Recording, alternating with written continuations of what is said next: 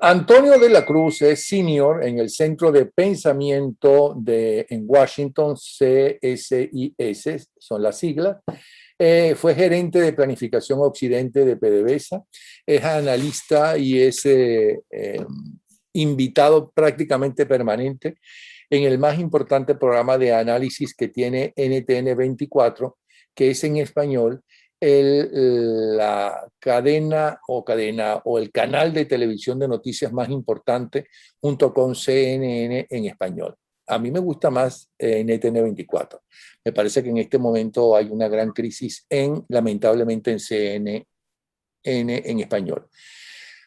Bueno, ¿por qué le he pedido que nos orientara? Porque hace cuestión de pocas horas, el día jueves, Estados Unidos advirtió que Rusia amenaza con exportar a Latinoamérica el conflicto en Ucrania usando a Venezuela, Nicaragua y Cuba. Pero ya no es una amenaza de Rusia como sucedió hace pocas semanas atrás, diciendo que van a trabajar con sus aliados, y habló de Cuba y Venezuela, sino que se trata del Departamento de Estado. El Departamento de Estado, sigo leyendo la noticia, destacó que la mayoría de la región ha condenado la ofensiva lanzada por Vladimir Putin. Harry Hagan, funcionario del Departamento de Estado norteamericano, advirtió este jueves que Rusia amenaza con exportar a América Latina el conflicto en Ucrania a través de la cooperación militar con Venezuela, Nicaragua y Cuba. La semana pasada, la jefa del Comando Sur consideró a Rusia como la amenaza más inmediata. Laura Richardson comentó: Rusia está aumentando su involucramiento en la región, ya que a Putin le gusta mantener abiertas sus opciones y tener relaciones en nuestro exterior más próximo. Cierro comillas. Además, recordó que en enero el vicecanciller ruso dijo que no podía afirmar ni excluir que Rusia enviaría efectivos militares a Cuba y Venezuela. Abro comillas, llevo casi 5 meses al mando y lo que más me ha impresionado ha sido la medida en que China y Rusia están ampliando agresivamente su influencia en nuestro vecindario. Y así continúa la noticia, que en este momento está dando la vuelta al mundo en los principales periódicos, tanto por internet como mañana, los periódicos que todavía quedan en el mundo impresos. Bienvenido, Antonio de la Cruz. Gracias, Napoleón, por la invitación. Bueno, veamos lo que dijo Carrie Hannan, que es una funcionaria del Departamento de Estado, como señalaste, que se encarga en este momento de las relaciones de China con el hemisferio occidental, o sea, con todo lo que es las Américas. Entonces ella, ahorita su gran rol es ver esa influencia de China hacia la región, ¿no? Y hoy fue interpelada en la Comisión de Relaciones Exteriores del Congreso, o sea, de donde está Bob Melendi y está Marco Rubio, que son dos senadores muy importantes en ese sentido en cuanto a la política exterior. Y ella dice eso ante una pregunta de Marco Rubio, ¿verdad? Donde ella dice que ve esa gran amenaza con la presencia rusa en lo que se llamó en la época de Trump el eje del mal, ¿no? Que eran Cuba, Venezuela y Nicaragua.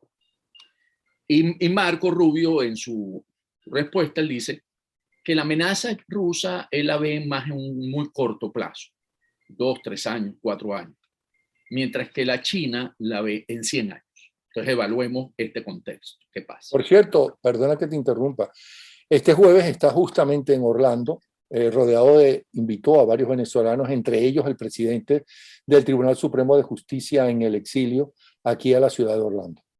Ah, qué bueno. Entonces, ¿qué ocurre? Cuando ella dice ella hace esa afirmación, ella lo que está diciendo es básicamente que la presencia rusa en nuestro hemisferio, porque es la encargada para el hemisferio occidental, es importante. Sin embargo, cuando lo ponemos en el contexto de la guerra de Ucrania, que es como ella lo ve, y vemos cómo Rusia está quedando tan mal frente desde el punto de vista militar, frente a el ejército ucraniano, y vemos cómo no han podido lograr los objetivos militares. Hoy el gran mundo lo que se pregunta es si Rusia tiene hoy esa capacidad de poder tener esa ofensiva a nivel mundial, ¿verdad? Entonces, yo creo que la presencia de esos cuerpos militares en estos tres países, más bien Rusia necesita hoy, está buscando mercenarios para que vayan a luchar en el frente de Ucrania. O sea, la compañía, acordemos que se hace a través de una compañía privada que son mercenarios que se utiliza, se llama Warner, que está en Venezuela. Es como opera Rusia. Entonces, yo creo que esa declaración de ella, si bien es cierto, hace un llamado y por lo tanto, cuando es política del Departamento de Estado, lo que hace es buscar recursos y focalizarse en esa zona, y estamos en el momento del presupuesto en los Estados Unidos, están entregando el presupuesto. Entonces, es llamar la atención porque sí hay que destinar recursos, sobre todo, como lo dijo Marco Rubio, al efecto de China. China hoy es una mayor amenaza para Estados Unidos que la misma Rusia, porque Rusia de alguna manera no ha mostrado esa gran capacidad de poder ser una amenaza cuando se ha aislado y ha cometido muchos errores, haber unificado a la OTAN nuevamente, haber logrado que muchos países que antes eran neutrales, como Suecia y Finlandia, busquen formar parte de la OTAN también. Entonces, yo creo que hay que tomarlo en cuenta, no hay que darle ese impacto de que vamos a tener, no, Rusia hoy no está en esa capacidad y va a quedar muy maltrecho después de esto, porque va a quedar económicamente muy mal. El impacto de las sanciones económicas a Rusia van a ser significativas una vez que se pase un tiempo, porque todo lo que significa, si bien es cierto y sigue recibiendo recursos por las exportaciones de petróleo y gas, pero a la medida que esto vaya transcurriendo, cada vez esos recursos van a ir mermando cada vez más. Y Rusia, imagínate que seguro lo viste, está planteando vender lo que Rosneft tenía en Venezuela, que se lo pasó a una empresa de papel, de maletín, que porque tiene que pagarle en rublos, porque no tiene acceso ¿cómo se llama? A moneda dura, ni a euros, ni a dólares. Sí, pero ya dijo hoy que va a pagar en rublos a Venezuela. Por eso, entonces son rublos y el rublo va a tener que buscar quién se lo transa. Ahí cuando me he puesto a pensar, lo más fácil sería es tener una billetera, de esas que se usan hoy, electrónica, y que rublos se puedan convertir a cripto, porque nadie te va a aceptar un rublo. ¿Okay? Entonces, ahí hay una serie de situaciones, Napoleón, que no es fácil para Rusia resolver. Y lo menos que está pensando Rusia en ese momento, con el frente que tiene ahorita en Ucrania, es poder perturbar en Cuba, en Venezuela y en Nicaragua. No tiene capacidades para ello. No tiene Ahora, hay tres cosas que me gustaría que me analizaras. ¿Ok? La primera es que Chevron está interesada en llegar a acuerdos económicos con la narcotiranía. ¿Ok? Y ahora explico por qué. Más Chevron que el gobierno norteamericano, porque el gobierno norteamericano, ¿qué le puede ofrecer en este momento al gobierno venezolano, aparte de que sabe perfectamente que no le va a dar la espalda, ¿no?, a unos aliados como es Rusia y China y Corea del Norte, que le garantizan la permanencia hasta la muerte, si es posible, ¿no?, él como dictador? Y Estados Unidos no se lo garantiza, ni ningún país democrático. Eso por un lado. Pero por otro lado, esto que dijo Biden, primero Biden acaba de hacer lo que desde hace décadas no se hacía, que es abrir parte del petróleo que que Norteamérica lo tiene como garantizado para en caso de guerra, parte de eso lo va a sacar para bajar la posibilidad del precio del petróleo. Al fin y al cabo, ese petróleo que tienen ahí exactamente lo tienen para caso de guerra, y guerra ya hay. Pero por otro lado, y para que me lo expliques todo completo, ese petróleo que en todo caso le compra, ese poquito de petróleo que Estados Unidos le compra a Rusia, pues sencillamente se lo compra a Canadá, que lo tiene al lado. Si es por eso, se lo compra a Canadá. Por no decir México, con el cual no se lleva tan bien a pesar de la hipocresía típica de López Obrador. Por último, El hecho de que se mencione por parte de gente del gobierno, porque no es el primero, ¿ok?, que Rusia en Venezuela, que Venezuela es un problema ya de seguridad para los Estados Unidos. Todos sabemos que cualquier gobierno necesita primero que la opinión pública, ¿no?, sea favorable a una intervención militar. Cada vez que ellos intervienen militarmente, previamente en los programas de opinión de los domingos en la mañana, declaraciones del presidente de turno o de algún alto funcionario de turno, hablan del problema que tiene Estados Unidos, que si con Irán, que si con Afganistán, que si con lo que sea. Y ahora llevan varias declaraciones hablando de que Venezuela es un problema para la estrategia y la seguridad norteamericana. ¿Será que están preparando por fin algo que, si no salimos de la narcotiranía, no nos engañemos, ¿no?, preparando una intervención con otros países, aunque no fuera directamente el ejército norteamericano, lo que tú quieras, pero preparando a la opinión pública de que va a haber militares tratando de enfrentarse al ELN, a la FARC, a los diferentes grupos de grupos narcos mexicanos y todo ese tipo de cosas, que un ejército venezolano, tal y como se encuentra, no va a poder con un nuevo gobierno. Bueno, empecemos entonces por Chevron, que fue la primera pregunta. Chevron, ¿qué es lo que busca? Chevron, desde la época de Chávez, siempre ha visto en Venezuela una gran oportunidad para sus negocios. Lo digo desde la época de Chávez porque Chevron, en el momento en que los chinos le dijeron a Chávez, te hemos dado los préstamos que te corresponden a través del fondo chino, que en ese momento ascendía a $40.000 millones, porque el fondo chino se componía de 2 préstamos que se renovaban cada 3 años hasta un máximo de 5 veces.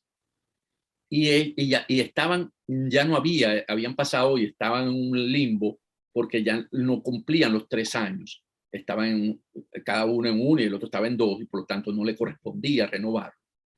Él le plantea al presidente PDVSA en ese momento, Rafael Ramírez, que él quisiera tener el mismo arreglo con las empresas que estaban socias en Venezuela, con PDVSA, en las empresas mixtas, de conseguir crédito contra crudo, que es básicamente el préstamo chino. El préstamo chino era, te doy plata y tú me das crudo. Y ese esquema le costó mucho desarrollarlo a todas las socias de PDVSA hasta que Chevron propuso una alternativa, un negocio, que era básicamente, yo te presto $2.000 millones, yo coloco quien va a recibir el crudo, ¿verdad? A quién se lo vamos a entregar, él lo vende en el mercado, eso se llama off-taker, el que lo recibe, ¿ok? Él lo va a colocar en el mercado, recibe el dinero, ese dinero no entra a Venezuela, sino va a una cuenta en Panamá y el banco era el Citibank, lo recibe el Citibank distribuye el dinero, lo que corresponde al préstamo se lo da a Chevron y el resto se lo devolvía a PDVSA a una cuenta en el Banco Central. Esa fue la ingeniería financiera que diseñaron y funcionó. La razón que utilizó en ese momento Chevron era que PDVSA le debía $900 millones por dividendos repartidos y que ellos se iban a cobrar los 900, quedaban 1.100 para invertirlo en Campo Boscán y desarrollar la producción del Campo Boscán, que en ese momento estaba alrededor de los 100.000 barriles día, a llevarlo a 120.000. Eso es un campo que Chevron siempre ha querido mucho, lo explotó Chevron desde el inicio, cuando estuvo en Venezuela, en 1930 por allá, y que le sirve a ellos porque ese es un crudo que se utiliza para asfalto y que para ellos era muy importante. Entonces, ¿qué pasó? Después que Chevron hizo esa ingeniería, se le pegaron todos, se le pegó Repsol con creo que 1.500 millones, se le pegó Schlumberger con 1.500 creo que también. Cuando digo se le pegó, usó el mismo esquema de Y ahí levantaron, entre todo, también entró la misma CNCP, la China también, que no estaba porque el fondo chino fue a través del Banco de Desarrollo Chino. Esta era la Compañía Nacional de Petróleo Chino, también prestó, creo que fueron alrededor de 1.500. Y Chávez logró levantar ahí 10.000 millones de dólares. Entonces Chevron, en ese sentido, siempre ha sido alguien que ha tenido como una relación especial con el régimen en Venezuela. Entonces, cuando se presenta, por supuesto, cuando ocurre lo que sabemos en el 2019 y PDVSA es sancionada por la administración Trump, en la que no permite que ni una figura jurídica, ni una natural, ni una persona estadounidense, ni una empresa estadounidense pueda hacer negocio con PDVSA. Chevron le atan las manos porque ya no puede recibir los crudos. PDVSA deja de pagarle porque PDVSA escoge a quién le vende el crudo y acumula ahí una deuda que hoy dice que está en 500 millones de dólares, esa deuda de ese préstamo, ¿verdad? Y por lo tanto, Chevron busca cómo cobrar esa deuda para poder asegurar, y además hay unos dividendos que no se repartieron como en el 2012, que ascienden más o menos a unos 2.500 millones de dólares, y dice que la deuda que tiene hoy PDVSA con Chevron es de 3.000 millones de dólares. Y en ese sentido ellos están buscando cobrar esa deuda y por eso están desesperados, buscando esta gran oportunidad que hay hoy en el mercado petrolero, donde se necesita colocar crudo en el mercado para evitar eso precisamente, que el precio suba y se coloque en una sanción a los envíos de Rusia a Europa, que son alrededor de unos 2,5 millones de barriles día de los 4 millones que exporta, y evitar que ese barril suba como subió en la semana, hace 2 semanas, que se suponía que iba a haber esa sanción y que llegó a tocar los $140 el barril, y el galón de gasolina en Estados Unidos se colocó en 4, llegó a tocar el $4.50 el galón. Por supuesto, este es un gobierno que también se está jugando una elección en 7 meses, en noviembre, que es las elecciones del Congreso y del Senado, y que sabe que si la pierde, las mayorías que hoy tiene, no va a poder desarrollar su política por medio del Congreso, sino por órdenes ejecutivas, como le ocurrió a Obama en el segundo periodo, que saben que no es permanente porque una orden ejecutiva dura el periodo presidencial y que al llegar el otro puede suspenderla, como lo hizo precisamente Biden con la tubería que venía desde Canadá a la refinería. Y que al perder poder en el Congreso, el Partido Demócrata no va a poder seguir investigando a Trump para inhabilitarlo o meterlo preso, ¿no?, por las acusaciones que le están haciendo, porque entonces el poder quedaría en manos y la decisión a favor de Trump en manos del Partido Republicano. Totalmente cierto. Entonces, esto también tiene un aspecto, un eje político. Entonces, ¿qué pasa con Chevron? Entonces, Chevron, viendo esa oportunidad, le conversa a la administración, a la secretaria de Energía, y le dice que Venezuela es una gran oportunidad para poder poner crudos en el mercado, cosa que no es cierta, y todos sabemos que no es cierto.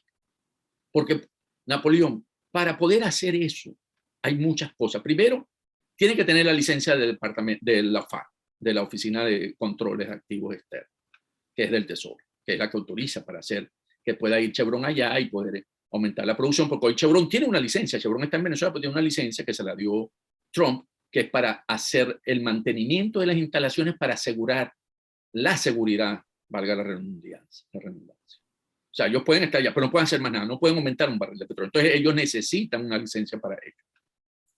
Y como tal, primero. Segundo, Chevron ya sabe que si le da plata a PDVSA, no tiene la garantía de poder recuperarla 100%, porque al no tener mayoría del capital, porque tiene 40% en las asociaciones o menos, la decisión siempre está en el que tiene la mayoría, y la mayoría la tiene PDVSA. Y por eso ellos pudieron decidir, no repartimos dividendos, ¿verdad? Nos vamos a quedar, y ellos no tienen. Entonces necesita la Asamblea Nacional de Maduro cambiar la ley de hidrocarburos, la ley orgánica de hidrocarburos, el artículo 22. Y sabemos que ahí están enfrentados, porque esa ley es una ley de la época de Chávez con aquello de la soberanía petrolera.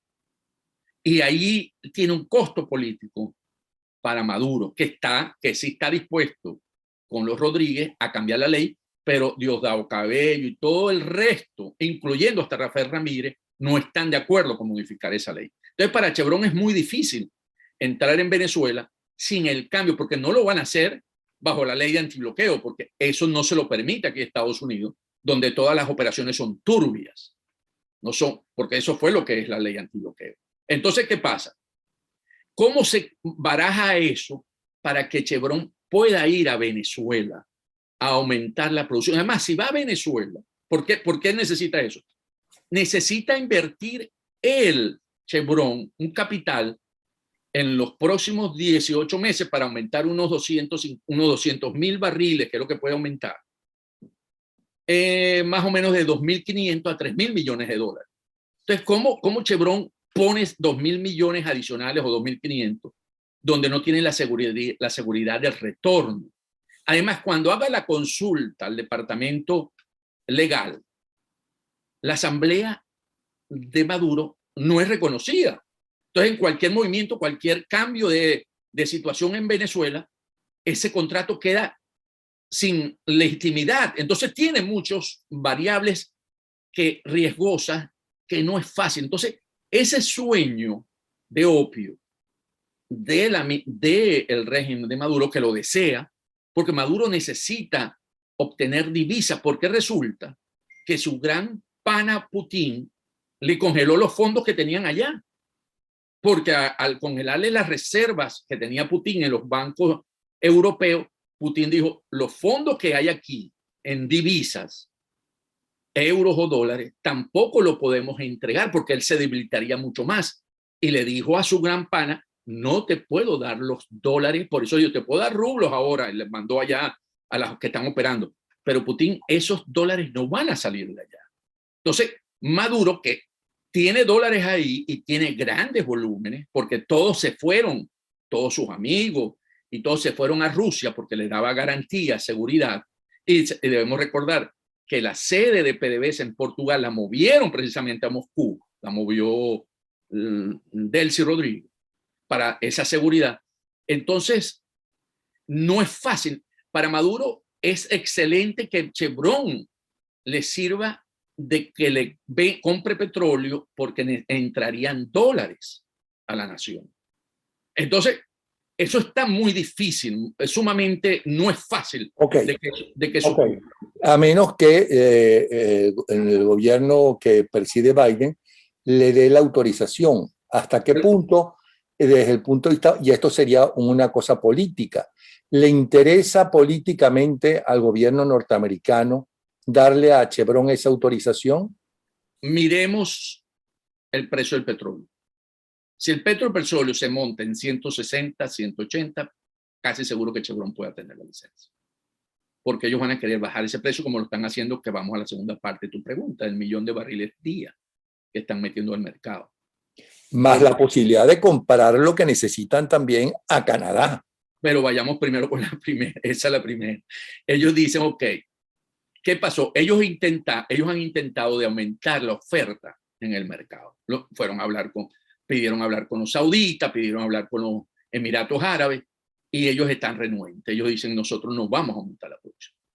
Porque, bueno, tienen diferencia hoy con esta administración, primero porque los demócratas tienen una posición determinante, muy fuerte, frente al asesinato que hubo con Khashoggi, el periodista del Washington Post, en Turquía, y donde está señalado el heredero, el príncipe heredero, Mohammed bin Salman, MBS.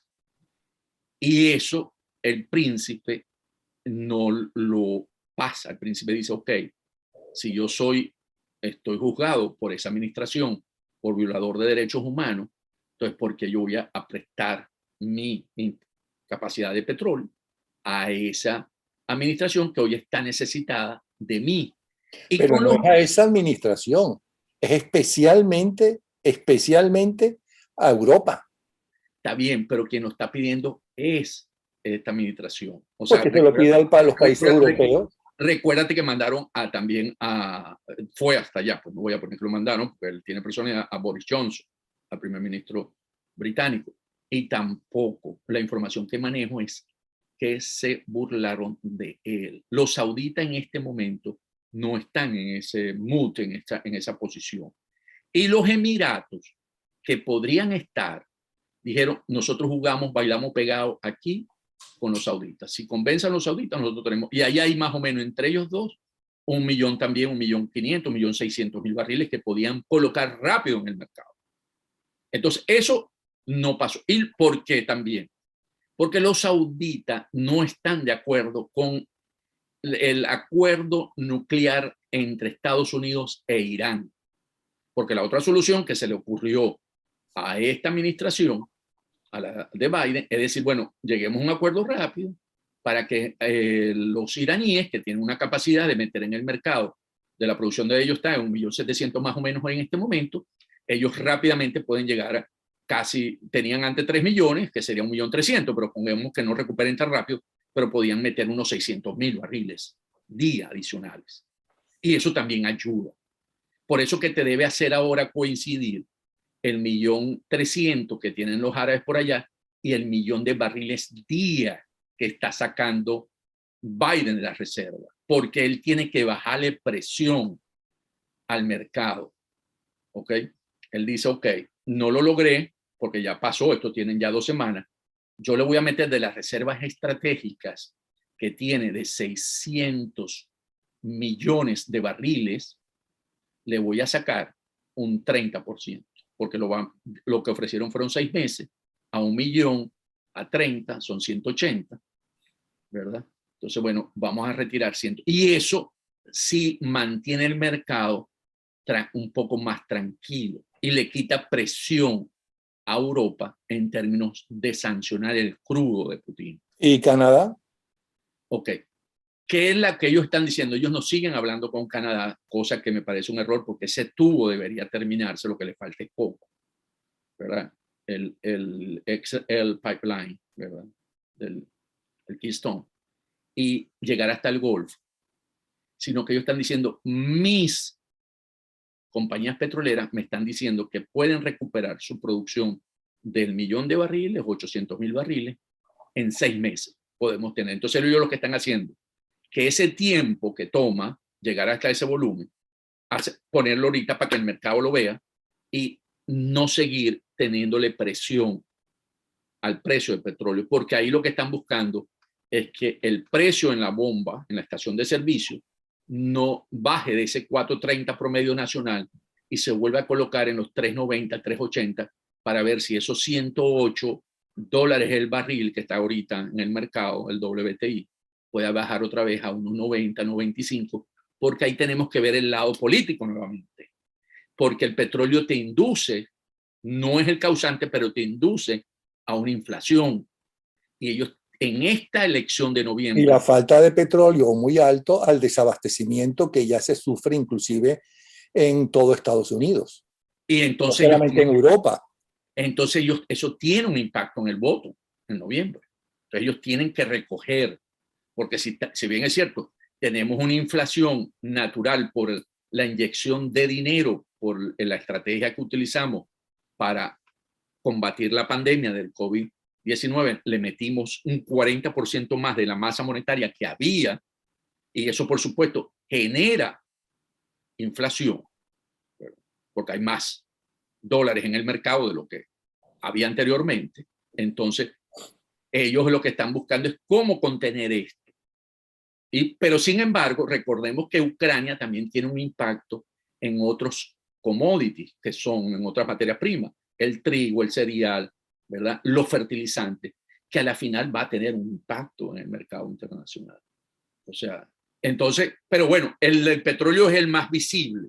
Pero en el caso del trigo, Estados Unidos puede tranquilamente también suministrar ese trigo, como lo hizo años atrás, décadas atrás, cuando la enorme hambruna en Rusia, en la Rusia comunista de la Unión Soviética, ¿no? Que entonces empezó a enviarles trigo al pueblo ruso. Puede hacer lo mismo ahora. Sí podría, pero acuérdate que eso toma tiempo. Entonces lo que estás buscando es una terapia de choque. Pues no, que no me genere, estoy en una hemorragia y tengo que cortarla rápido. Entonces estamos en esa fase, ¿verdad? De tomar decisiones rápido para evitar el efecto, porque es muy fuerte. Aquí ya estamos a 7 meses de la elección, básicamente, si tú lo ves así. O sea, si estamos en el mes 4 ya entrando y es en el mes 11, y recordemos que julio, agosto y mitad de septiembre, aquí no pasa nada en esta ciudad, le quitas 3,5, lo que quedan son 3 meses y medio por una elección. Okay. Entonces ellos están buscando medidas muy fuertes. Entonces ahí tenemos el millón de barriles. ¿Cómo puede conseguir eso también? Ok, lo está diciendo, lo voy a buscar internamente y tú tienes toda la razón. Lo puede tener de Canadá, lo puede tener de México. Cualquiera de las dos opciones están ahí disponibles cuando ellos quieran. Ok, vamos ahora concretamente con Venezuela y estas declaraciones ya de gente de alto estatus en el gobierno norteamericano, de que para Estados Unidos, por primera vez después de 20 años, dicen que desde el punto de vista de seguridad estratégica, Venezuela es un problema. ¿Qué significa eso? Porque vamos a estar claros, desde la época de Chávez ya los rusos están vendiéndole todo tipo de material bélico a Venezuela. Ok. Cuando uno ve que es un problema para los Estados Unidos, veamos los aspectos, porque siempre es para la seguridad de los Estados Unidos. La seguridad energética, Venezuela no es un problema para la seguridad energética de Estados Unidos. Entonces, esa no sería. Para la parte del envío de narco, del envío de cocaína, ¿verdad? Que ahí sería la salud del pueblo norteamericano, así como lo que está pasando con las, ¿cómo se llama? Las que vienen de China, las pastillas. Ahí habría un área de atención, no sería un problema, sino un área de atención, porque los volúmenes de narcotráfico hacia Estados Unidos definitivamente han aumentado por esa necesidad de recursos. Y ahí sí hay un área alta de atención y hay que ver cómo controlar. Pero la que sí es también otra área importante es la parte de la guerra cibernética. Venezuela se ha ido convirtiendo en un hub para trabajar todo lo que es la guerra cibernética. Y allí sí puede haber algo que le esté llamando la atención a los Estados Unidos, que vean que todos los ataques que todavía Putin no ha realizado, bien sean porque los hackers se han dedicado a controlarle su parte cibernética. Porque... Sí, pero ya han anunciado que están esperando, que hay que tener mucho cuidado porque están esperando un ataque a la electricidad en Estados Unidos, de los hackers. Entonces, claro, los hackers, como Rusia ha generado todo una, ¿cómo se llama?, solidaridad contra la guerra de Ucrania, contra Rusia. Los hackers se pusieron de acuerdo y decimos, vamos a molestar a Rusia, y lo han dejado un poco, que ha tenido que defenderse de esos ataques. Entonces, bueno, pero Venezuela queda disponible y ahí sí puede ser un área donde empiezan a ver que hay que empezar a tomar en cuenta, porque hoy las guerras también son en la parte cibernética. Es una de las partes que forma parte de la guerra. Y allí si pudiese haber un interés en la parte del narcotráfico, en la parte de cibernética, porque la parte de seguridad en términos Colombia-Venezuela, que vamos a un proceso electoral, y todo el caso de la FARC y el ELN que está ahí, es más un problema de seguridad para Colombia que para los Estados Unidos. ¿Verdad? Porque sí sería, ¿verdad?, una elección hipotética que ganara Petro, habría una situación ahí que tomar en cuenta y controlar. ¿Okay? Porque, bueno, se aliarían tanto Maduro como Petro en un eje que sería desde el Pacífico, en la parte colombiana, al Atlántico venezolano. Y ese sería un tema que se vería en ese momento, que seguro ya lo están evaluando en los escenarios de ellos, para poder ver cómo contrarrestar. ¿Okay? Y por último, se dice, o se sabe, o los analistas han dicho muchas veces, que para una intervención militar norteamericana, primero necesitan venderle al pueblo norteamericano la necesidad y el peligro de la nación que piensan intervenir en la seguridad de los Estados Unidos, por diferentes motivos, diferentes razones. Y más ahora que antes, cuando la primera Guerra Fría, porque ahora se habla de una Segunda Guerra Fría. ¿Ok?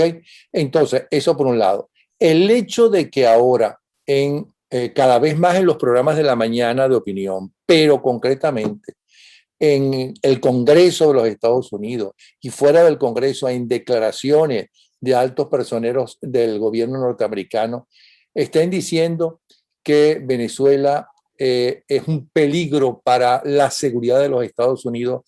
¿Crees que están preparando al pueblo norteamericano para que acepten una intervención? Yo creo que lo están preparando más para que saquen de juego a una persona, que en este caso podría ser Nicolás Maduro, y que no genere, porque sabemos que en Venezuela, si tú sacas a uno o dos de juego, Venezuela no es la amenaza que es hoy, porque son los vínculos que tiene Nicolás y Diosdado con toda esta parte ilícita con Cuba, con Rusia. Y entonces, no Diosdado no tiene ese vínculo tan fuerte, pero sí Maduro, ¿verdad? Y los rusos están de acuerdo en mantener a Maduro en el poder. Entonces, son básicamente lo que yo creo que lo mantienen hoy mucho más que los cubanos. Y en ese sentido, yo creo que lo están preparando es porque sacar, así como a Biden se le fue su subconsciente cuando dijo, por Dios, no puede seguir Putin en el poder, yo creo que aquí hay un convencimiento de que ya Venezuela no puede seguir en manos de estos criminales. O sea, yo creo Pero que eso sacan a Maduro y siguen los mismos criminales. no, porque tú sabes que siempre hay un reacomodo y la gente en Venezuela, tú sabes que se acomoda al nuevo poder siempre. ¿Okay? La gente se arregla y podría tener una solución. Sí, pero es que el problema no es que la gente se acomode o que cierta gente se acomode al nuevo poder, sino que las bandas de narcotraficantes mexicanos, el FLN, la FARC, los musulmanes y la explotación minera, ¿no? Los rusos y los chinos en la explotación minera, no se van a acomodar al nuevo poder, lo que es que quieren quedarse ahí en el negocio que tienen. Ok, pero con un nuevo presidente puede establecer todos los convenios posibles para hacerle frente a todas estas bandas. Mientras no tengamos esa legitimidad de poder hacer los acuerdos necesarios.